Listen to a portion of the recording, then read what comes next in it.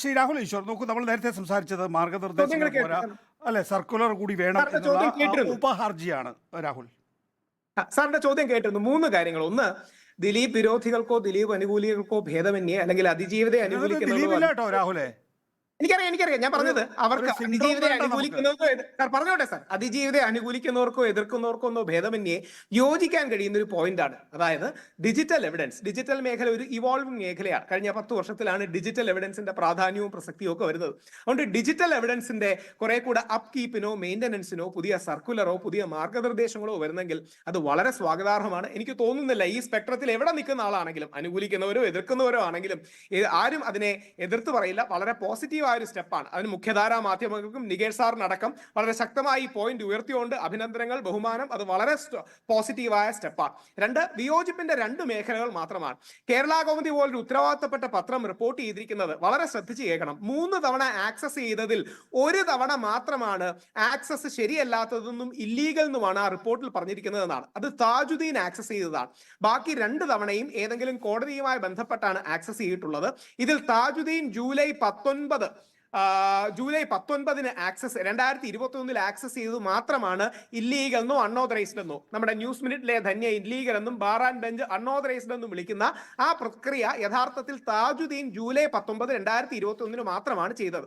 ബാക്കിയുള്ള 2 തവണ, ഉദാഹരണം ശ്രീമതി ലീന റഷീദ് ജനുവരി 1, 2018 11:56, അതേപോലെ മഹേഷ് അവരുടെ അസിസ്റ്റന്റ് പിന്നീട് ജഡ്ജിയായി മാറിയ ഡിസംബർ 13, ഇത് രണ്ടും ഇല്ലീഗൽ ആണെന്ന് പറഞ്ഞിട്ടില്ലെന്നും താജുദ്ദീന്റെ ആക്സസ് മാത്രമാണ് ഇല്ലീഗൽ എന്നും പറഞ്ഞിരിക്കുന്നതെന്നാണ് ആ റിപ്പോർട്ട് എന്നാണ് കേരളാമതി പോലൊരു ഉത്തരവാദിത്തപ്പെട്ട പത്രം അവിടെ റിപ്പോർട്ട് ചെയ്തിരിക്കുന്നത്. ശരിയായിരിക്കാം, ഞാൻ ആ റിപ്പോർട്ട് കണ്ടിട്ടില്ല. 2, വളരെ പ്രസക്തമായി കുസുമ മാഡത്തിന്റെ അടക്കമുള്ള കൺസേൺ വളരെ ജെനുവിനാണ്. പക്ഷേ മാഡം ശ്രദ്ധിക്കേണ്ട, ഓർക്കേണ്ട ഒരു കാര്യം മാത്രമേ ഉള്ളൂ. ഇത് വെളിയിൽ പോയിന്നോ ഇത് ചോർന്നോ എന്തിന് ഈ ഫുട്ടേജ് കണ്ടു എന്ന് പോലും ഈ റിപ്പോർട്ടിലില്ല. അതായത് നമ്മളൊരു മെമ്മറി കാർഡ് എടുത്ത് ഒരു കമ്പ്യൂട്ടറിലേക്ക് ഇട്ടാൽ, ഒരു മൊബൈലിലേക്ക് ഇട്ടാൽ നാച്ചുറലി അതിന് ഫയൽ ഉണ്ടാകും. അപ്പോൾ തന്നെ ഹാഷ് വാല്യൂ മാറും. അങ്ങനെയും ആകാം. അങ്ങനെയാണെന്നോ അങ്ങനെ അല്ലെന്നോ അല്ല പറയുന്നത്, എന്താണെന്ന് നമുക്കറിയില്ല. അതുകൊണ്ട് ഇത് ആരെങ്കിലും കണ്ടോ ചോർന്നോ തുടങ്ങിയ കാര്യങ്ങൾ ഇതുവരെ നമ്മുടെ പബ്ലിക് ഡൊമൈനിൽ അവൈലബിൾ അല്ല. ഒരു കാര്യം കൂടി, 1 തവണ താജുദ്ദീൻ ആക്സസ് ചെയ്തത് മാത്രമാണ് ഇല്ലീഗൽ എന്ന് നികേഷ് സാറും അൺഓതറൈസ്ഡ് എന്ന് ഞാനെന്നും വിളിക്കുന്ന പ്രക്രിയ യഥാർത്ഥത്തിൽ സംഭവിച്ചിരിക്കുന്നത്. അതിന്റെ ഡേറ്റും ഞാൻ നേരത്തെ പറഞ്ഞ പോലെ 2021. അപ്പോൾ ഇത് നമ്മൾ വളരെ ഇമ്പോർട്ടന്റ് ആയ ഒരു കേസാണെന്ന കാര്യത്തിൽ സംശയമില്ല. ഗൈഡ് ലൈൻസ് വരുന്നെങ്കിൽ ഏറ്റവും നല്ലതാണ്. അത് ഈ കേസിന്റെ ഒരു പോസിറ്റീവ് വശമാണ്.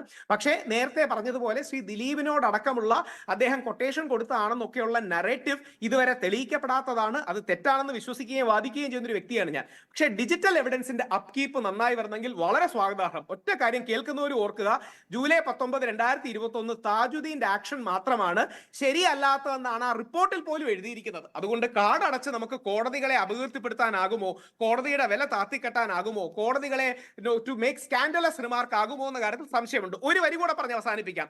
മാഡം പറഞ്ഞതുപോലെ രാജാവ് നഗ്നനാണെന്ന് പറയുന്നത് പോലെ ജഡ്ജി നഗ്നനാണെന്ന് പറയാൻ നമ്മൾ ഒരു കാരണവശാലും മടിക്കണ്ട. അങ്ങനെ പറഞ്ഞിട്ടുള്ള, നികേഷ് സാറിന്റെ ചാനലിൽ പറഞ്ഞിട്ടുള്ള, സുപ്രീം കോടതി ചീഫ് ജസ്റ്റിസിനെ കുറിച്ച് പറഞ്ഞിട്ടുള്ള വ്യക്തിയാണ് ഞാൻ. പക്ഷേ ഇത്തരം വിഷയങ്ങൾ വരുമ്പോൾ വളരെ സെൻസിറ്റീവും റെസ്പെക്ട്ഫുള്ളുമായി തന്നെ നമ്മൾ കാണണം. Making mountain out of a molehill ആവരുത്, അല്ലെങ്കിൽ ജുഡീഷ്യറിയെ ആകെ വില കുഴയ്ക്കുന്ന ഒരു സ്മോക്ക് സ്ക്രീൻ ആവരുതെന്ന് മാത്രം അഭ്യർത്ഥിക്കുന്നു. നോക്കൂ രാഹുൽ, ഞാനിപ്പോൾ തൽക്കാലം താജുദ്ദീനിലേക്ക് നിൽക്കാം. മറ്റ് 2 കാര്യങ്ങളെക്കുറിച്ച് ചർച്ച ചെയ്യാം. ഹണിയം വർഗീസിൻ്റെ കോടതി 12:35 1 മണിക്കുമിടയിലാണ് കോടതി കൂടുന്നതിനിടയിൽ താജുദ്ദീൻ ഈ ഫോൺ ഉപയോഗിച്ചിട്ടുള്ളത്. താജുദ്ദീൻ തൻ്റെ വിവോ ഫോണിലാണ് ഈ പറയുന്ന മെമ്മറി കാർഡ് ഉപയോഗിച്ചത്.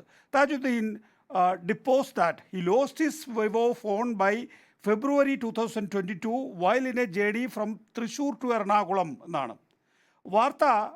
ടെലിവിഷനിൽ വന്നപ്പോൾ അദ്ദേഹം he frightened, check his Vivo phone, ആരെങ്കിലും മിസ്യൂസ് ചെയ്തിട്ടുണ്ടോ എന്ന് പരിശോധിച്ചു. നോ ഇമേജസ് വർ ഫൗണ്ട് എന്നുള്ളതാണ് വളരെ പ്രധാനപ്പെട്ട കാര്യം. ഫെബ്രുവരിയിൽ ഫോൺ കളഞ്ഞുപോയി എന്ന് പറഞ്ഞ ഫോൺ ജൂലൈയിൽ റിപ്പോർട്ടർ TV വാർത്ത വന്നപ്പോൾ ദൃശ്യങ്ങൾ മിസ്യൂസ് ചെയ്യപ്പെട്ടിട്ടുണ്ടോ എന്ന് താജുദ്ദീൻ പരിശോധിച്ച് കളഞ്ഞു എന്നുള്ളതാണ്. ഇത് വിചാരണ കോടതിയിൽ നടന്നിട്ടുള്ള കാര്യമാണ് ശ്രീ രാഹുൽ ഈശ്വർ. നോക്കൂ, അങ്ങനെ ഒരു കാര്യത്തിനകത്ത് പ്രഥമ ദൃഷ്ട്യാ തന്നെ അയാൾ പറയുന്നത് കളവാണ്, അയാൾ തെളിവ് നശിപ്പിച്ചിരിക്കുന്നു എന്നുള്ളത്, അയാൾ നിയമവിരുദ്ധമായി പ്രവർത്തിച്ചിരിക്കുന്നു എന്ന് കണ്ടിട്ട് ഇതേ താജുദ്ദീൻ അവിടെ പ്രവർത്തിച്ചു കൊണ്ടിരിക്കുമ്പോൾ തയ്യാറാക്കിയിട്ടുള്ള ഈ റിപ്പോർട്ട്, എന്നിട്ട് പോലും ആ പ്രവർത്തിച്ചു കൊണ്ടിരിക്കുന്ന സമയത്ത് അദ്ദേഹത്തിനെതിരെ നടപടിയെടുത്തിട്ടില്ല. പിൽക്കാലത്ത് അദ്ദേഹത്തിനെതിരെ CRPC പ്രകാരം നിയമ നടപടികളുമായി മുന്നോട്ട് പോയിട്ടില്ല. എന്തൊരു രാജ്യമാണ്, എന്തൊരു ലോകമാണിത്. സർ 12:19 മുതൽ 12:54 വരെയുള്ള സമയത്തിലാണ് ഈ പറയുന്ന വിവോ ഫോണിൽ ഇട്ടത്. നട്ടുച്ചയ്ക്കാണ്, നട്ടപ്പാതിരക്കല്ല. ഞാൻ മനസ്സിലാക്കുന്നത് PM ആണ്, AM, അതായത് നട്ടുച്ചയ്ക്കാണ് നടന്നിരിക്കുന്നത്. എന്താ സംഭവിച്ചതെന്ന് എനിക്കറിയില്ല. പക്ഷേ ഇത് തന്നെയാണോ എന്ന് അറിയാനോ അല്ലെങ്കിൽ ബാക്കി എന്തെങ്കിലും കാര്യത്തിന് വേണ്ടിയാണോ ആക്സ് ചെയ്യുന്ന പോലും അറിയില്ല. ഇനി അങ്ങ് പറഞ്ഞതുപോലെ ഡിസ്ക്രിപ്പൻസി ഉണ്ട്. ഫെബ്രുവരിയിൽ നഷ്ടമായ ഫോൺ റിപ്പോർട്ട് TVയിൽ വാർത്ത വന്നതിന് ശേഷം ഇങ്ങനൊരു സ്റ്റേറ്റ്മെന്റ് കൊടുത്തെങ്കിൽ തീർച്ചയായും ഇത് കോടതിയിൽ ആർക്കെങ്കിലും ചൂണ്ടിക്കാണിക്കാം. കാണിച്ചിട്ടുണ്ടോ എന്ന് എനിക്കറിയില്ല. പക്ഷേ ഒരു റെറ്ററിക് ആയിട്ട് നികേഷ് സാറിനോട് വളരെ ബഹുമാനവശ ഒരു തർക്കുത്തരമായിട്ട് പറയാൻ അങ്ങ് അനുമതി തരികയാണെങ്കിൽ, 6 വർഷം മുമ്പ് നഷ്ടപ്പെട്ട ദിലീപിന്റെ ഫോൺ അല്ലെങ്കിൽ 4 വർഷം മുമ്പ് നഷ്ടപ്പെട്ട ദിലീപിന്റെ ഫോണിലെ ഡേറ്റ പുതിയ ഫോൺ വരുമ്പോൾ അതിലുണ്ടാവുമെന്ന് വാദിക്കുന്ന പല ദിലീപിനെ എതിർക്കുന്നവരും താജുദ്ദീന്റെ ഏതാനും മാസങ്ങൾക്ക് മുമ്പ് നഷ്ടപ്പെട്ടു പോയ ഫോണിലെ ഡേറ്റകൾ ഇതിലേക്ക് വരികയോ ചെക്ക് ചെയ്യുകയോ എന്തെങ്കിലും ചെയ്തു എന്ന് പറഞ്ഞാൽ അത്ഭുതപ്പെടേണ്ടതുണ്ടോ എന്ന് എനിക്കറിയില്ല. ഞാൻ രണ്ട് വാദഗതികളെ അംഗീകരിക്കുന്നില്ല. പക്ഷേ ദയവായി ശ്രദ്ധിക്കുക, ഇതിൽ തന്നെ ഈ പറയുന്ന റിപ്പോർട്ടുകളിൽ തന്നെ ഒരു തവണ താജുദ്ദീന്റെ ആക്സസ് ആണ് കോൺട്രവേഴ്സി അല്ലെങ്കിൽ താജുദ്ദീന്റെ ആക്സസ് ആണ് as per the report matter of dispute. അതിന് ബെറ്റർ അപ്കീപ്പ് വേണം. നേരത്തെ കുസുമ മാഡം പറഞ്ഞ ഒരു കാര്യത്തോട് എനിക്ക് തോന്നുന്നു എല്ലാവരും യോജിക്കും. അത് പ്രകാശ് ബാര സാറും പറയുകയുണ്ടായി. ഇതൊരു സെൻസിറ്റീവ് വിഷയമാണ്. അതിപ്പം നമ്മുടെ ഒരു ബന്ധുവിനാണ് സംഭവിച്ചെങ്കിൽ നമുക്ക് കോടതി ഇങ്ങനെ വാർത്തകൾ വരുമ്പോൾ തീർച്ചയായും പാനിക് ഉണ്ടാകും, പേടിക്കും. അതുകൊണ്ട് ഒരു ബെറ്റർ അപ്കീപ്പോ ബെറ്റർ സൊല്യൂഷൻ, എങ്ങനെ ഇത് പ്രൊട്ടക്ട് ചെയ്യണം, അതിനൊരു ഗൈഡ് ലൈൻ സർക്കാരും എനിക്ക് തോന്നുന്നു ഒരു ഓൾ ഇൻക്ലൂസീവ് ആയിട്ടാണ് മൂവ് ചെയ്തിരിക്കുന്നത്. ഇതിനെ ആരെങ്കിലും എതിർക്കാൻ സാധ്യത വളരെ കുറവാണ്. അൺലെസ് അതിന് പിഗി ബാക്കിംഗ് അല്ലെങ്കിൽ വേറെ ഏതെങ്കിലും നിലപാടുകൾ ഒളിച്ചു കടത്താൻ താല്പര്യമില്ലാത്തടത്തോളം കാര്യം ആരും എതിർക്കാൻ പോലും ചാൻസ് ഇല്ല. സോ ഇതിന്റെ പോസിറ്റീവ് വശത്തെ അംഗീകരിക്കുന്നു. താജുദ്ദീൻ അങ്ങനെ ഏതെങ്കിലും പ്രശ്നമുണ്ടെങ്കിൽ കോടതിയിൽ ചൂണ്ടിക്കാണിച്ചതായിട്ട് ഇതുവരെ എനിക്കറിയില്ല. പോലീസിലോ കോടതിയിലോ ചൂണ്ടിക്കാണിക്കുകയും ഇതൊരു ഇൻകൺസിസ്റ്റൻസി ഇൻ സ്റ്റേറ്റ്മെന്റ് ആണെന്ന് ചൂണ്ടിക്കാണിക്കുകയോ ചെയ്യാം. ഇതുവരെ ആരെങ്കിലും അങ്ങനെ കാണിച്ചോ എന്ന് എനിക്കറിയില്ല. ഒറ്റ റിക്വസ്റ്റ് മാത്രമേ ഉള്ളൂ. കുസുമ മാഡം അടക്കം പറയുമ്പോൾ, പ്രകാശ് ബാരേസ പറയുമ്പോൾ ഈ 3 പറയുന്നതിന് പകരം റിപ്പോർട്ടാണ് കോട്ട് ചെയ്യുന്നെങ്കിൽ അത് ഒന്നാണ്, അത് താജുദ്ദീന്റെ സംഭവമാണ്, അത് 2021 അതിനുശേഷം ശ്രീ ദിലീപ് ഈ കാര്യങ്ങൾ കാണാനുള്ള സാധ്യതകൾ എന്താണ് തുടങ്ങിയ കാര്യങ്ങൾ ഡിബേറ്റബിൾ ആണ്. ശ്രീ ദിലീപിന് ഇത്തരം കാര്യങ്ങളിൽ യാതൊരു താല്പര്യം പോലും ഉണ്ടാകേണ്ട കാര്യമില്ല. അദ്ദേഹത്തെ ഒരു തരത്തിലും കൺസേൺ ചെയ്യുന്ന ഒരു കാര്യമല്ല. അപ്പോ നമ്മൾ കേസിനെ വലുതാക്കാനും കേസിനെ സജീവമായി നിലനിർത്താനുമുള്ള ഒരു സ്ട്രാറ്റജിയായി ഇത് യൂസ് ചെയ്യരുത്, അല്ലെങ്കിൽ ചെയ്യുന്നോ എന്ന് ചിലരെങ്കിലും സംശയിച്ചാൽ അവരെ കുറ്റം പറയാൻ കഴിയില്ല.